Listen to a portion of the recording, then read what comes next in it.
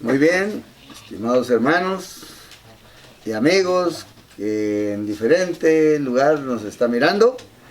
Les estoy saludando con mucho afecto desde una región hermosa de Estados Unidos, el estado de Tennessee. Les estoy saludando a todos y cada uno de ustedes, esperando que la bendición del cielo abunde en sus vidas y se encuentren bien. Vamos a entrar de lleno a una enseñanza muy importante, muy bonita, que tiene que ver en 1 Corintios, capítulo 10, verso 1. El apóstol Pablo era un hombre que no conocía a Dios en su inicio, ni se llamaba Pablo. El nombre era Saulo. Vivía en un pueblito de nombre Tarso y lo conocían Saulo de Tarso por un nombre que se llama patronímico. Así se llaman esos nombres que le ponen a la persona del pueblo de donde es. Si viéramos aquí una persona de Guatemala, un guatemalteco. Esto era uno de Sinaloa, un sinaloense, así. Esos se llaman nombres patronímicos. Así se conocía a Saulo, porque vivió en Tarso. En un momento dado de su vida, Dios lo encontró. Dios pone la vista en alguien. Dios puso la vista en ustedes. No porque sea usted muy elegante, haya ido mucho a la escuela, o porque tenga un aspecto muy bello, sea hombre o sea mujer. No lo llamó Dios por eso. Lo llamó Dios por útil. Por útil. Somos llamados en medio de tanta gente que hay. Dios puso su vista en usted. ¿Por qué dijimos? Por útil. Dios ve valores en cada uno de nosotros por lo que realmente somos. Esa es nuestra identidad. Así fue Saulo. Lo llamó, él tenía un plan macabro. Si usted lee en su casita Hechos capítulo 8, y se va a dar cuenta que dice ahí que Saulo arrastraba a los cristianos. ¿Qué es arrastrar? Agarrarle la mano. Como él no va a querer ir conmigo porque él sabe que lo van a matar, se va a oponer. Entonces, si es necesario arrastrarlo así en la tierra, le va a arrastrar. Eso sería arrastrar hombres y mujeres. Capítulo 8 del libro de los Hechos. Por lo tanto, hay una riqueza grande en estudiar la Biblia. Muy grande. Y por lo tanto, Saulo, Dios le habla, lo convierte, lo cambia, lo transforma y ahora es un maestro. Dios quiere que también usted sea un maestro. En 5 años de estar estudiando estudios, viendo los mensajes que grabamos, usted se va a transformar en un maestro. Va a adquirir tanto conocimiento que ya va a ser, de ser un alumno, ahora va a ser maestro. Así era Saulo. Se hizo maestro y tenía la iglesia, él formó iglesias. Y con respecto a Corinto, lo había formado la iglesia ahí. Ahora le manda una carta porque no podía ir. Y en el capítulo 10 les hace una advertencia de grande magnitud. La iglesia de Corinto habían ellos aceptado las enseñanzas a un nivel pero de responsabilidad. Y hay que decir que no lo toma a broma. Que lo asimilaban, lo estudiaban, se les grababa en la mente primeramente, y cuando la persona se apasiona de Dios, esa enseñanza baja de la mente y llega al corazón y ya no se olvida. Y se convierte en fe. Fe es un grado de creencia. No es creer, Creer es una cosa, creer es el razonamiento, fe es del corazón. Entonces, les dice en la carta que les mandó a los hermanos de Corintio, porque ellos tenían todos los dones que hay, todos los regalos que Dios da, ahí estaban. Si usted le pone atención y pone atención a la enseñanza y la pone en práctica, usted califica para que Dios le dé regalos. Esos regalos son los usos que Dios va a permitir que cada una de las personas quieran tener y usar, pero amparados. No se trata de ir a la guerra que lo maten, no. Se trata de ir a la guerra, vencer al enemigo y regresar victorioso. Ese es el asunto. Pero no dice, voy a ir a la guerra, allá me van a matar. No, así no. Voy a ir, voy a vencer y regreso. Por lo tanto, así era la enseñanza que Pablo le daba a sus discípulos, ¿verdad? Entre comillas le dice, porque no quiero, hermanos, que ignoréis que nuestros padres todos estuvieron bajo la nube y todos pasaron por el mar. No quiero que lo ignoren, tienen que llevárselo, aprenderlo. Verso 2. Y todos en Moisés fueron bautizados en la nube y en el mar. Me voy a detener un poquito ahí para explicarles. El pueblo de Israel salió, también habían estado esclavizados, pero ya no como los mexicanos. Le dije que eran 300 años los mexicanos. Israel estuvo 450 años esclavo de Faraón. No querían que nazcan ya más niños. Los niños dio la orden Faraón porque los hebreos eran personas que de una estatura mayor a la nuestra. Y aparte, aunque eran esclavos y la alimentación era pésima, mala, pues Dios le transformaba ese alimento malo, se los convertía en bueno. A tal manera que aquellas personas, aquellos hombres eran unos hombres de pecho salientes, de una musculatura bárbara, wow, y todos así de fuertotes. Y el alimento que le daban a puros caldos, puras cochinadas, perdónenme, de alimento. Pero el Dios que servimos, ese alimento malo, mire, le cambia. Es un alimento de nutrición. Y estaban al grado de que los enemigos, los que lo esclavizaron, se asustaron. Dijeron, mira, ¿qué cuerpo tienen los hombres? Si estos se ponen de acuerdo y se encaprichan, van a luchar contra nosotros y nos van a ganar. Porque los egipcios estaban todos flaquitos, así como somos nosotros. Pues no quiero señalar a nadie.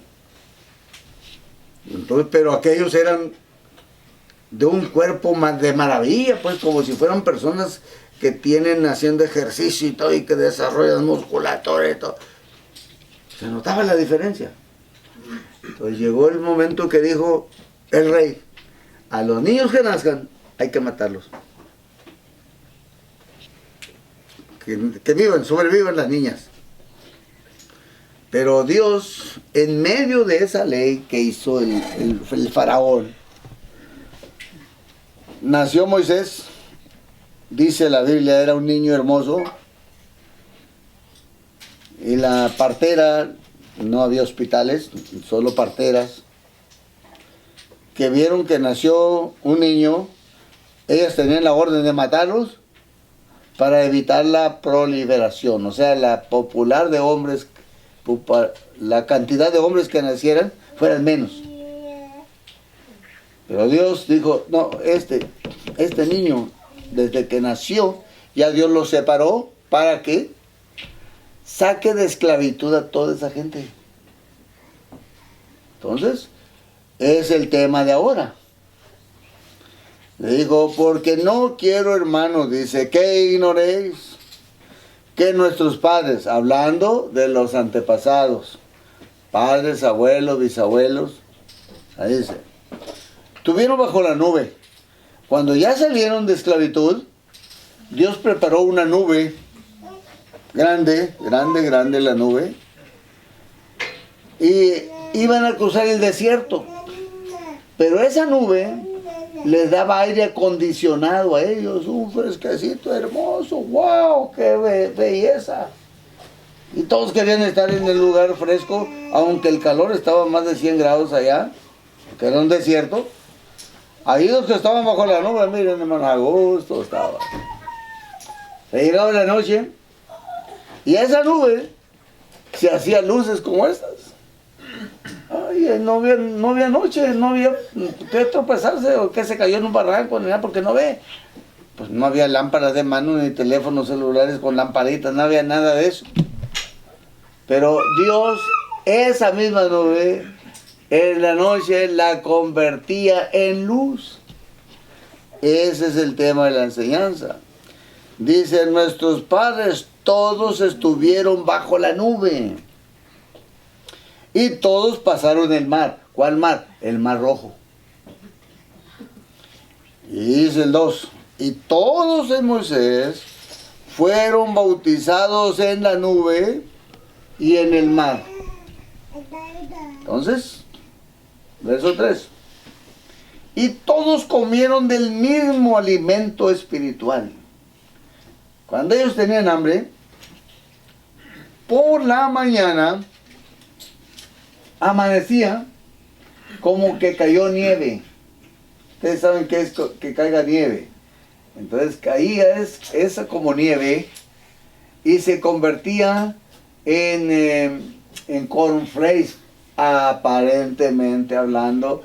Para que usted entienda, les miento, eso no es que era cornflakes, pero es el alimento que ellos van a comer. ¿Se fijan? Es el tema que el apóstol Pablo les menciona a los hermanos de Corinto. Dice, todos comieron, en verso 3, el mismo alimento espiritual. Verso 4, y todos bebieron la misma bebida espiritual, porque bebían de la roca espiritual que los seguía.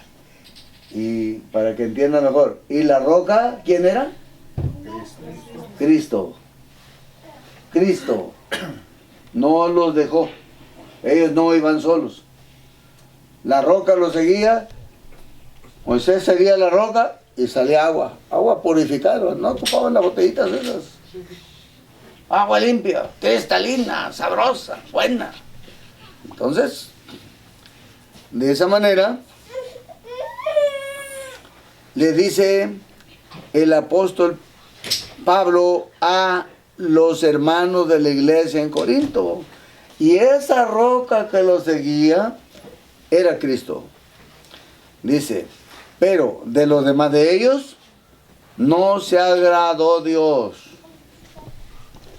Usted no hace caso el consejo que le doy, no estudia las enseñanzas, le está repasando, y usted se va atesorando, se va llenando de ese alimento. Es alimento espiritual. No es alimento con tortillas de harina, ni de maíz, ni nada de eso.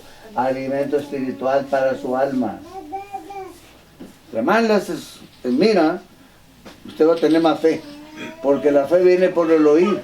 Súbele el volumen para oírlo bien, para que su fe crezca. ¿De acuerdo?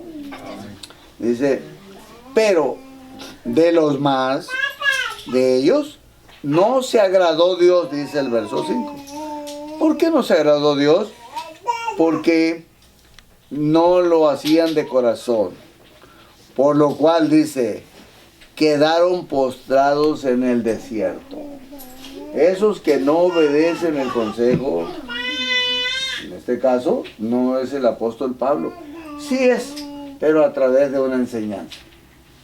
Entonces, de todos esos que venían en el desierto, eran aproximadamente 600,000. Más de 500,000 de personas jóvenes que se pueden usar como guerreros. Eran los 600,000. Porque no se contaban los viejitos, ni tampoco se contaban las mujeres, tampoco los niños. Y como ellos eran personas que no se conformaban con tener un solo hijito, ni dos, a ellos les gustaba tener por docenas. Entonces quiere decir que fácilmente eran unos 2 millones los que traía, los que venían caminando. Entonces, la mayoría de ellos no agradaron a Dios. ¿Por qué no lo agradaron a Dios?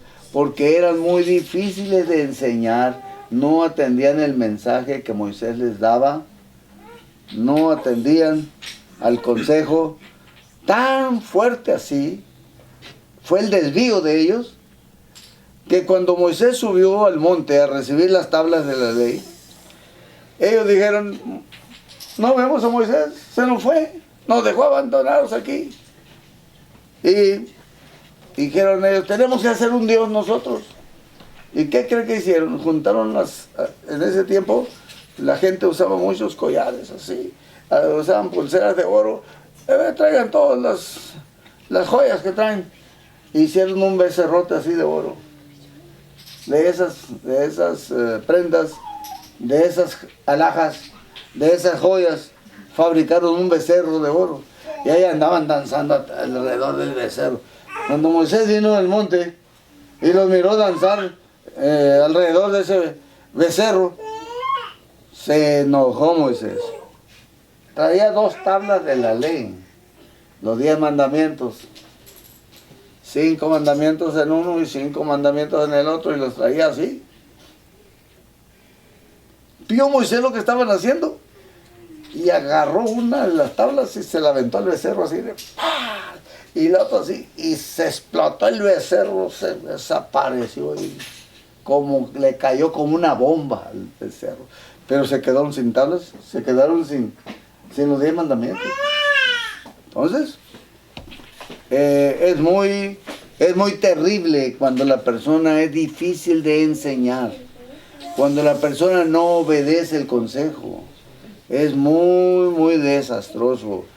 Entonces, ahorita vamos a ver lo que pasó, ¿verdad? Dice, Dios no se agradó, de la mayoría de ellos no se agradó Dios. Dice el 5. Vamos al 6. Mas estas cosas sucedieron como ejemplos, para que nosotros no codiciemos cosas malas, como ellos codiciaron. Por eso hicieron ese becerro. Claro, ahí en ese tiempo no había Walmart, ¿verdad? Ni tampoco tanto dinero, si no las hermanas no habían parado de estar yendo de compras. No. Por lo tanto, ellos de todos modos desearon tener su becerro y lo hicieron. Dios no se agradó. Dice el verso 7. Dice, ni seáis idólatras como algunos de ellos. ¿Por qué? Porque habían hecho el becerro y les recalca, el apóstol Pablo les recalca ese error que cometieron tan grande de haber construido ese becerro de oro y lo andaban adorando el becerro. Dice, ni seáis idólatras como algunos de ellos. Está escrito, se sentó el pueblo a comer y a beber y se levantó a jugar. Bien, todas esas cosas que distraen.